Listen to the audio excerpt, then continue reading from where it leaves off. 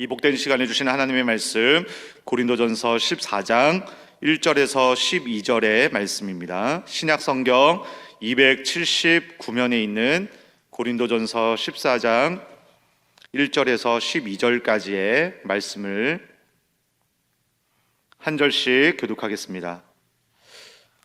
사랑을 추구하며 신령한 것들을 사모하되 특별히 예언을 하려고 하라. 방언을 말하는 자는 사람에게 하지 아니하고 하나님께 하나니 이는 알아듣는 자가 없고 영으로 비밀을 말함이라. 그러나 예언하는 자는 사람에게 말하여 덕을 세우며 권면하며 위로하는 것이요 방언을 말하는 자는 자기의 덕을 세우고 예언하는 자는 교회의 덕을 세우나니 나는 너희가 다 방언 말하기를 원하나 특별히 예언하기를 원하노라. 만일 방언을 말하는 자가 통역하여 교회의 덕을 세우지 아니하면 예언하는 자만 못하니라.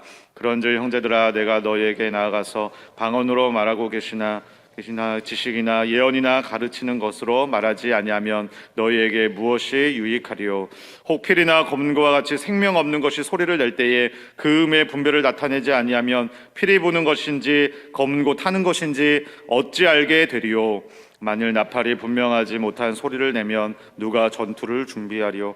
이와 같이 너희도 혀로서 알아듣기 쉬운 말을 하지 아니하면 그 말하는 것을 어찌 알리요. 이는 허공에다 말하는 것이라.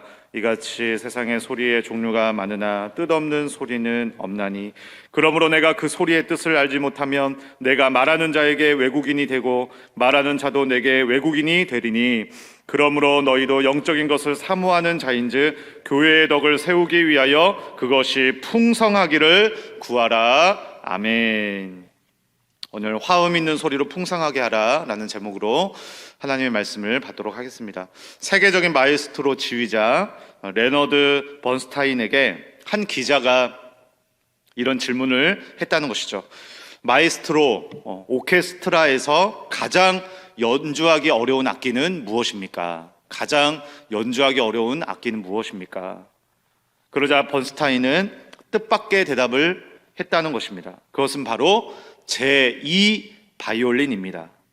제1 바이올린을 훌륭하게 연주하는 사람들은 너무나도 많이 있습니다. 그것은 찾기가 쉬운 것이죠. 하지만 이 제1 바이올린과 아름다운 화음을 이루면서 전체를 받쳐줄 수 있는 제2 바이올린 연주자를 찾기란 하늘의 별 따기와 같습니다 라고 하는 것이죠.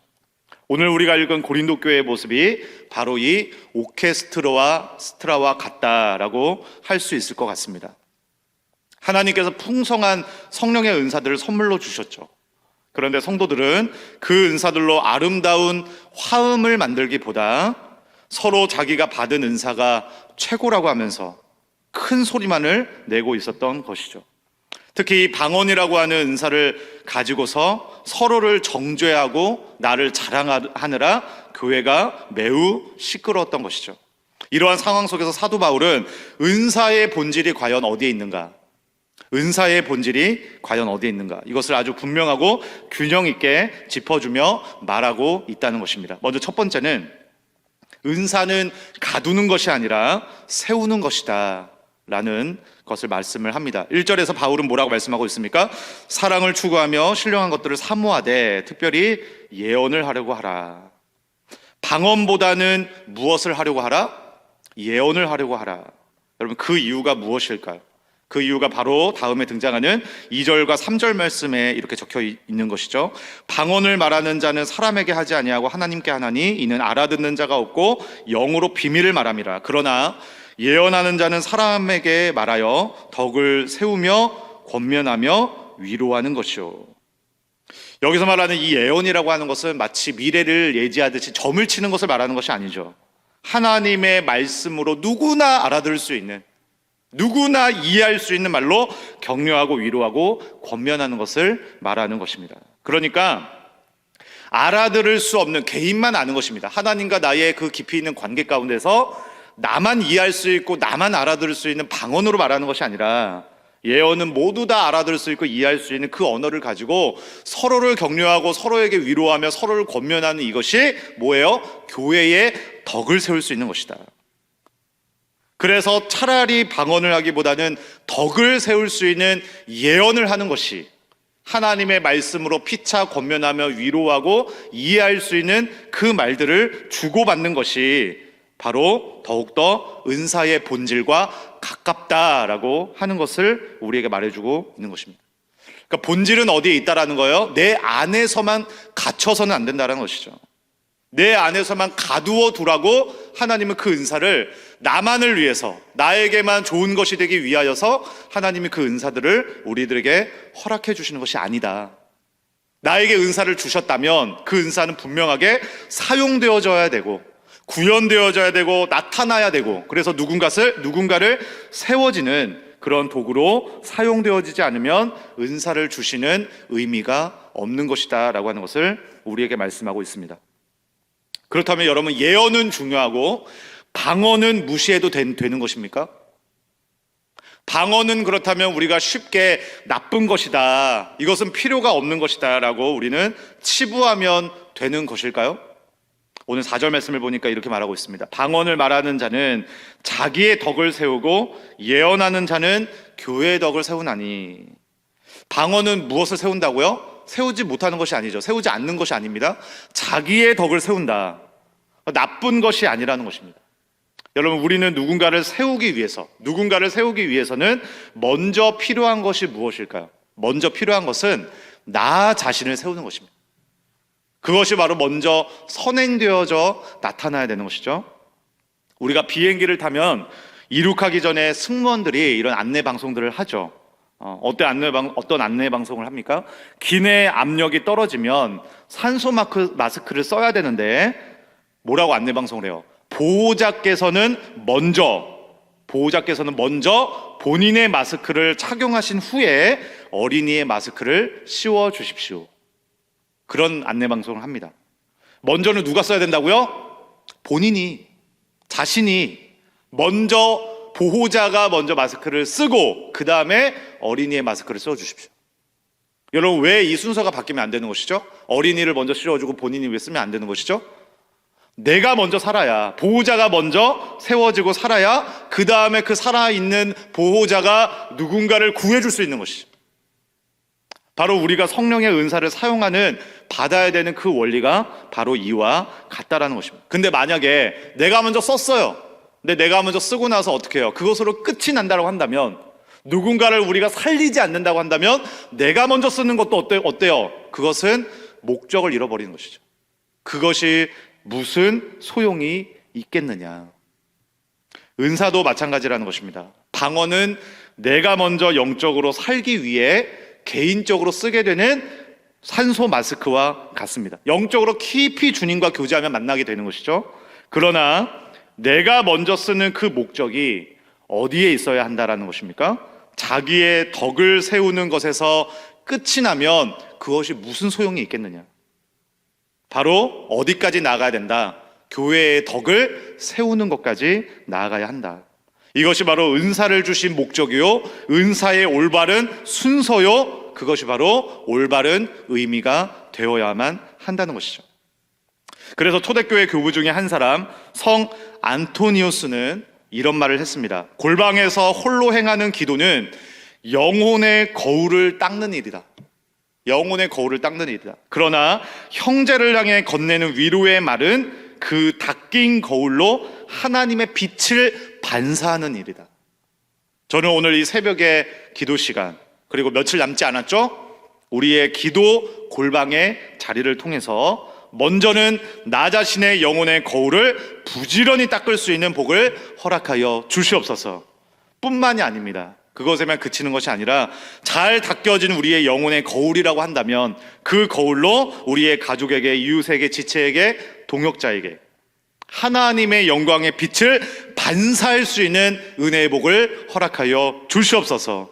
하나님께서 주신 이 은사들을 내 안에서 가두어 두지 않는, 그래서 누군가를 세우는 방향으로 나아갈 수 있는 우리 모두가 다 될 수 있기를 주님의 이름으로 간절히 소망하며 축복합니다. 두 번째입니다. 은사는 소음이 아니라 소통이 되어야 한다는 것이죠. 소음이 아니라 소통이 되어야 한다. 7절과 8절을 보면 이런 비유가 나오는데요. 필이나 검은거가 소리를 낼 때 그 음에 분별을 나타내지 않으면 무엇을 연주하는 것인지 어찌 알겠느냐. 그럼 만약에 군대에서 나팔을 부는데 이것이 돌격하라는 것인지, 돌격 신호인 것인지, 후퇴 신호인 것인지, 아니면 취침하라는 신호인 것인지 이것을 알 수가 없어요. 그러면 여러분 어떻게 전쟁에서 우리가 승리할 수 있겠습니까? 이해하는 것이 중요하다는 것이죠. 소통되는 것이 중요하다는 것입니다. 그래서 9절 말씀을 보면 이렇게 말씀하는 것이죠. 이와 같이 너희도 혀로서 알아듣기 쉬운 말을 하지 아니하면 그 말하는 것을 어찌 알리요? 이는 허공에다가 말하는 것이라. 우리가 가지고 있는 은사가 아무리 화려해요, 아무리 유창해요, 아무리 대단해요. 그런데 결과적으로는 허공에 말하는 것과 같아요. 그렇다면 이것이 과연 무슨 소용이 있겠느냐? 아무리 신령해 보이고 능력이 있어 보이고 그러는데 결국에는 소통될 수가 없어요. 공동체 안에서 그것들이 받아들여질 수가 없어요.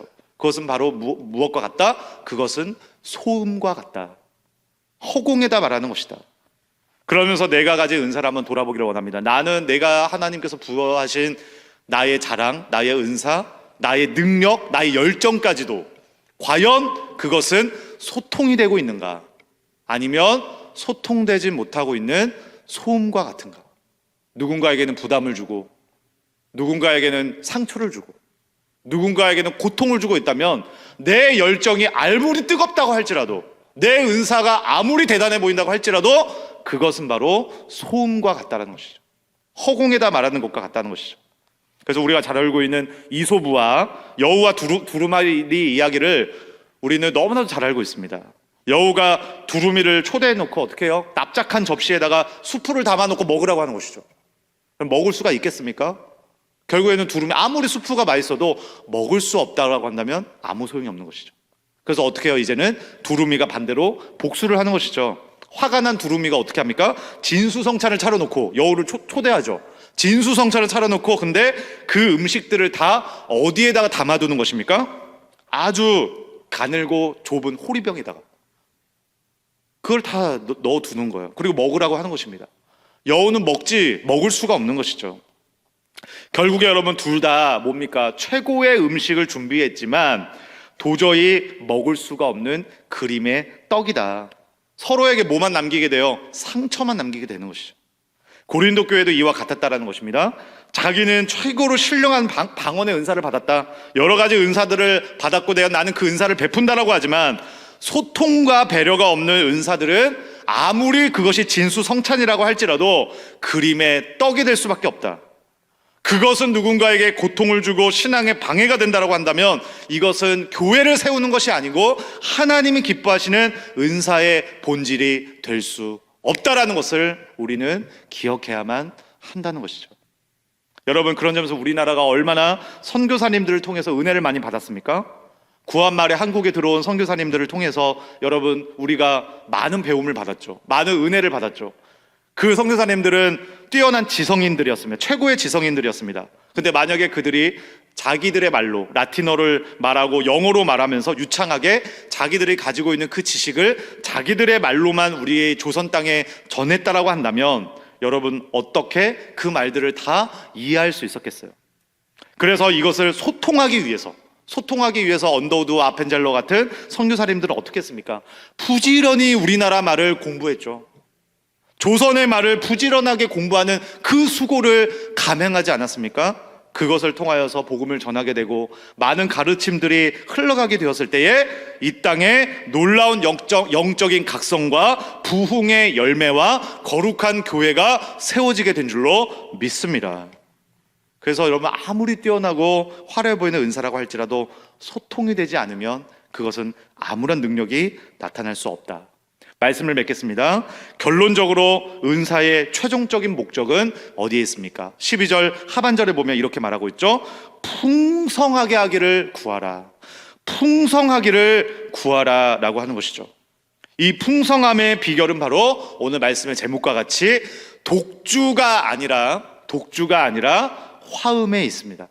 바라기는 오늘 하루도 나 자신의 열정만을 가지고 나 자신의 능력만을 가지고 독주하기만을 힘쓰며 달려나가는 우리들의 모습이 아니라 함께 자라고 함께 세워주며 아름다운 화음을 만들어가기 위하여서 하나님께서 나에게 허락하신 그 은사들을 거룩한 도구로 하나님께서 사용하여 주시고 그런 우리가 있는 곳에 모든 것을 풍성하게 하시며 넘치게 하시는 그러한 놀라운 거룩한 은혜와 역사와 성령의 은사들로 충만하게 하시는 복된 오늘 하루가 될 수 있기를 간절히 소망하며, 그렇게 우리를 하나님 나라 귀한 도구로, 교회의 덕을 세우는 도구로 존귀하게 사용하여 주시기를 주님의 이름으로 간절히 소망하며 축복합니다. 아멘. 기도하겠습니다.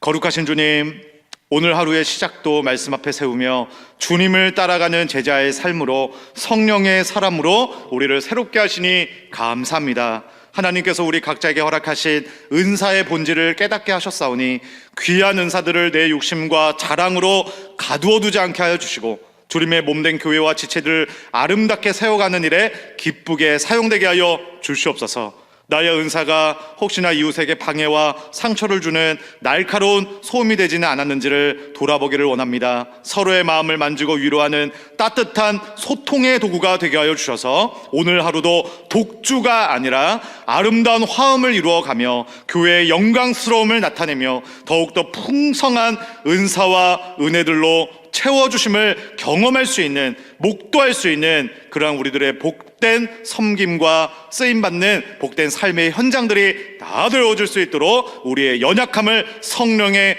능력으로 사로잡아 주시옵소서. 모든 은사들로 충만케 하시기를 원하는 우리 구주 예수 그리스도의 존귀하신 이름으로 간절히 기도드리옵나이다. 아멘.